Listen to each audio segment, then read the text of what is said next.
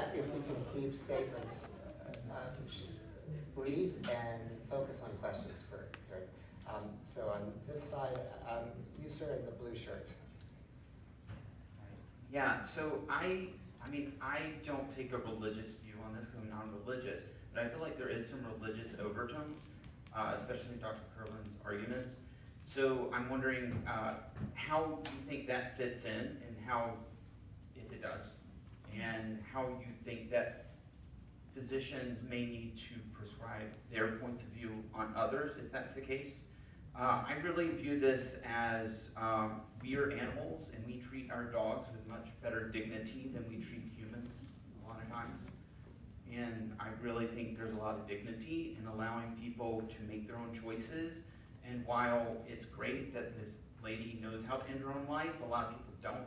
And I do think there needs to be a professional way to do it. Maybe it doesn't need to be physicians, but we need a specialty that provides a service. What's your question? My question was, is there, from your point of view, a religious overtone or undertone to your beliefs, and how that affects your decision on how you think others should be able to access this care? It does strike me that, for example, that did not kill is part of the Ten Commandments in the Hebrew Scriptures, that this is a notion you should not kill the innocent is affirmed in Christianity, it's affirmed in Islam, it's affirmed in many religious traditions. And it does seem to me that folks who are formed in religious traditions seem more receptive to the idea that this is a boundary. I don't think in my argument I gave any theological arguments explicitly, but there is one that looms there, which is that the treatment of people is to be different from the treatment of animals. And that I think underlines the very possibility of a free society, is that we don't treat each other like animals. And I get the idea that we're merciful to a dog by putting the dog down when the dog is sick.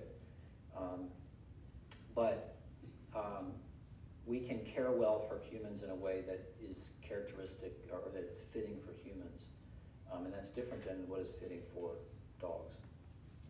It is interesting, though, that pets can't speak for themselves. So now we're talking about humans who are speaking for themselves, and they're asking us something very specific for this kind of assistance. And I do think religion does play a role, but it's in my view, it would be each individual's religion and their take on that religion. For example, if you take a look at studies of Catholics as an example, where the church would say this is absolutely forbidden, but Catholics are much more diverse than the church sometimes, and on this issue they are.